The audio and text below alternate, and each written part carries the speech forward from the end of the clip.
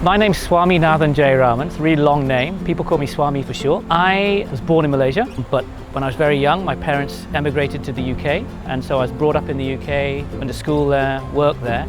And then in the early 90s, I was working for a company who was working on KLIA airport, and they sent me here, and I ended up working on the airport. Basically ended up staying in the region ever since. So currently I own my own interior design, branding, change management, construction business, and I've been doing that for the last more than 10 years now. It's my own business.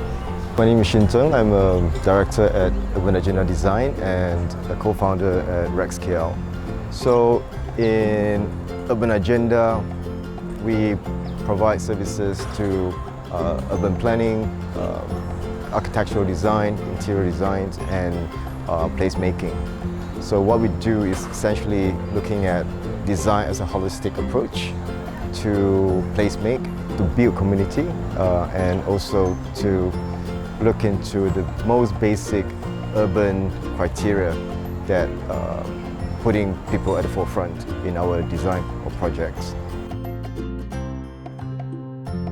When I first started working here, that would have been the early 90s. I kind of moved in with my uncle while I was looking for a place here. He was a doctor, and he used to talk quite fondly of Kington Loo because he was the architect for the KL Hospital Nephrology and Centre. And so that's my first kind of experience of just hearing the name. Of course, during the course of my work, it was surprising how often his name just came up again and again, and how he was involved with projects and stuff we were doing along the way. For the longest time, I thought he's a bit of an unsung hero to Malaysians. We grew up with a lot of buildings that are designed by him, and it's part of his nation building that I thought people should really celebrate this icon that we have in Malaysia.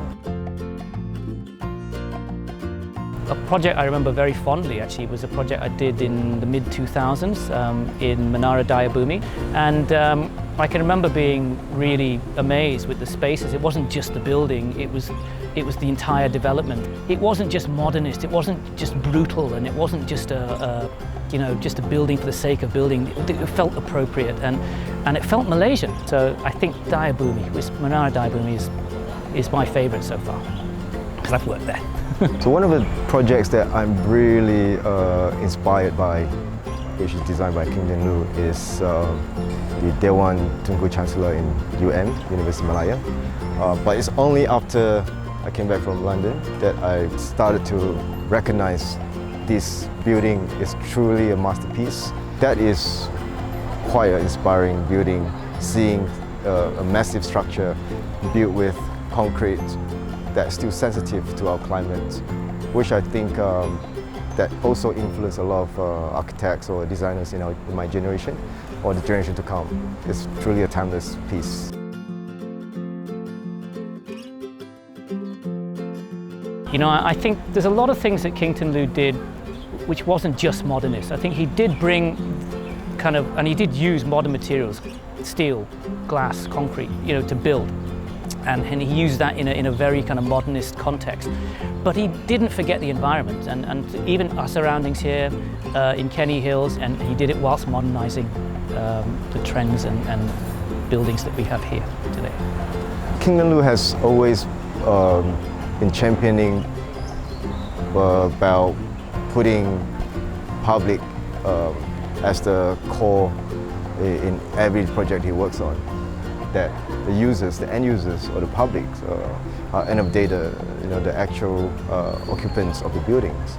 Even though he was working with government or big developers back then, he can still putting this as main agenda of every project that he does or he did.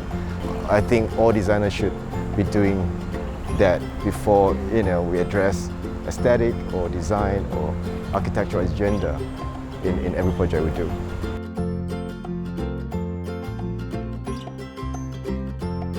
My name is Kenzie, and I'm better known as Noise 134. I do illustration, graffiti, mural painting. So I mainly draw inspiration from observing people, structure, shapes around me. So I think that's the main thing that keeps me going. Kington Loo drawing here on the mural here will be based on Kington Loo achievement and also all of his creation. He actually built quite a lot of monumental building for Malaysia. So this is like a tribute piece to him. One of the few that I really like is Daya Bumi Complex, Rex KL, Zoo Negara. Those are the things that actually he leaves behind for us. So I'm actually going to draw inspiration from that building and then put it on the mural. I myself, I'm not actually an architect student. I do mainly illustration. So the challenges that I face doing this mural will be drawing building, because when it comes to drawing building on mural, it's actually very 2D. And drawing on an architecture format and building it up is different. So to put perspective, I need to draw from different angle and also put in more element to make it more like there's depth in the drawing. But I'm happy to do it because as I do this thing and I go along with it, I get to understand a few things about how to draw building, and how to connect the line. Just like how we connect with other people, we need more communication, need more time.